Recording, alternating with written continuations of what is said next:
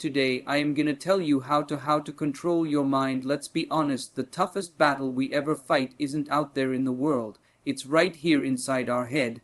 Think about it. Your mind is constantly running thoughts, doubts, emotions, desires, fears, memories, everything spinning around like a never-ending playlist, and most of the time, you're not the DJ.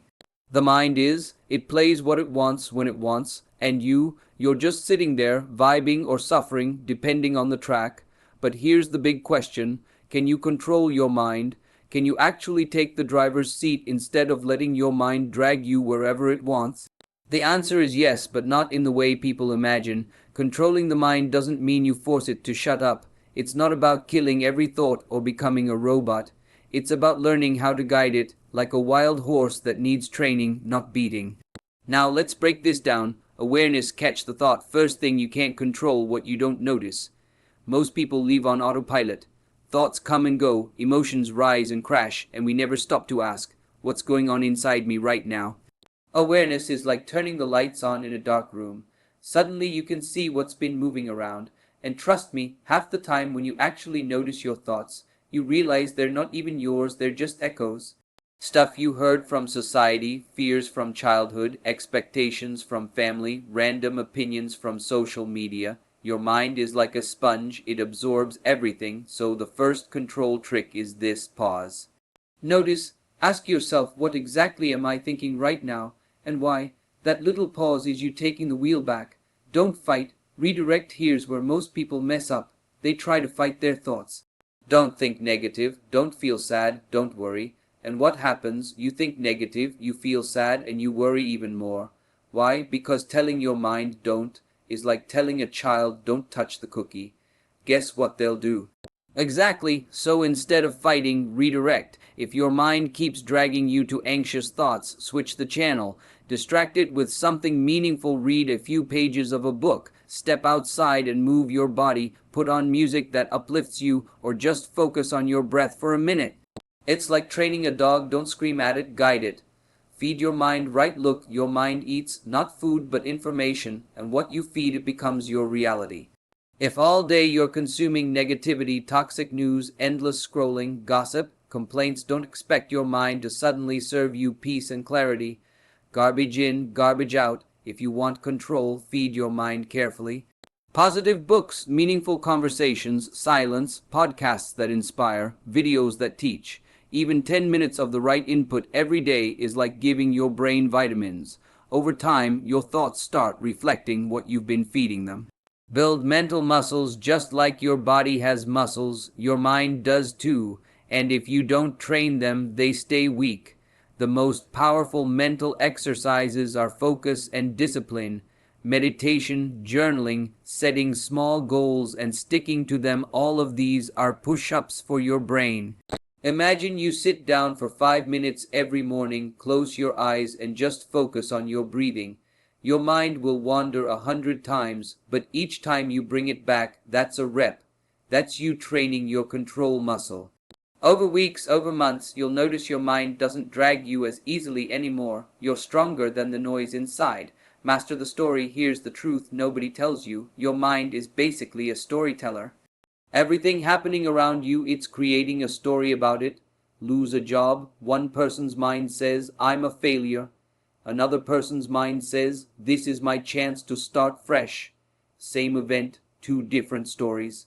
Which one you pick decides how you feel, how you act, how you live. Controlling your mind means taking charge of the story. Ask yourself, is this story helping me or destroying me? If it's destroying you, rewrite it. Literally, take a notebook and reframe it. This isn't the end, this is training.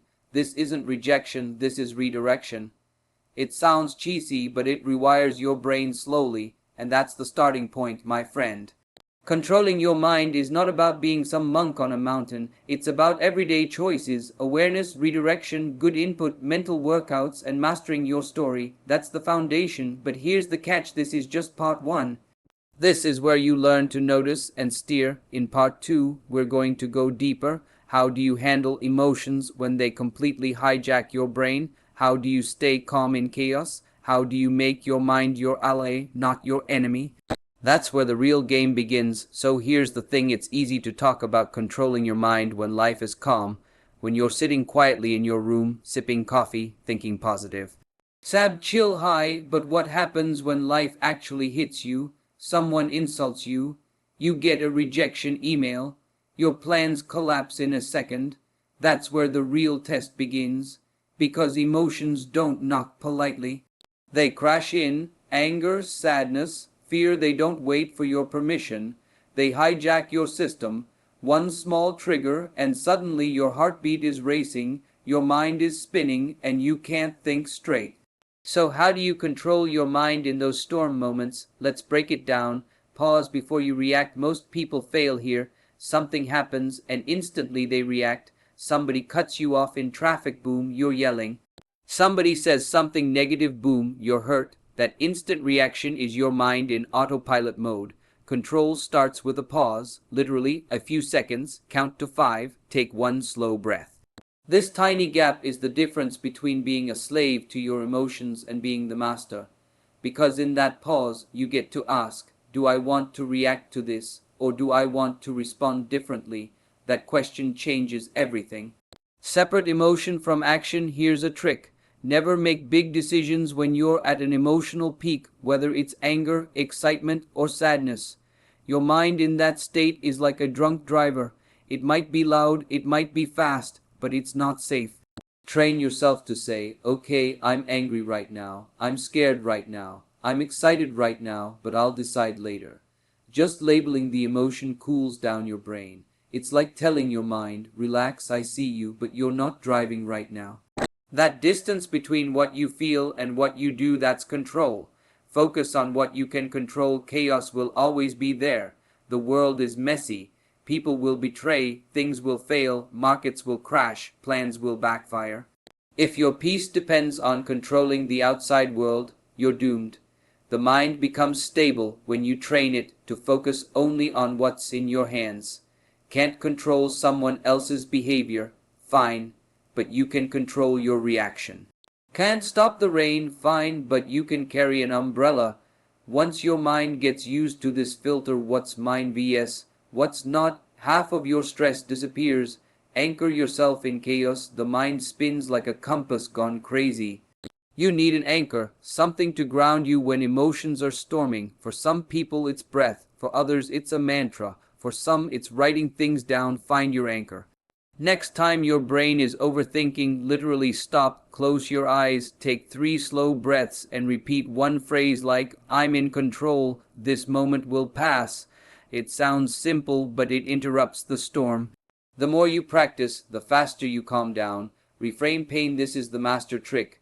Your mind interprets pain as bad. But what if you could flip it? Think about it. Gym workouts hurt, but you call it growth. Learning a new skill feels frustrating, but you call it progress. Same with emotional pain. If you train your brain to see discomfort as training, not punishment, you win. Lost a job, maybe it's training you for something bigger. Heartbreak, maybe it's teaching you self-worth. Failure, maybe it's sharpening your tools. Reframing doesn't erase pain, but it gives the pain a purpose. And when pain has purpose, your mind stops fighting it and starts flowing with it. You don't control life, you control your lens. Emotions will come, chaos will happen, pain will hit, but you can train your mind to pause, separate, focus, anchor, and reframe. That's mental control in the battlefield of real life. But hold on, this still isn't the end, because controlling your mind isn't just about survival, it's about domination. So join the society, code it, and welcome to revolution.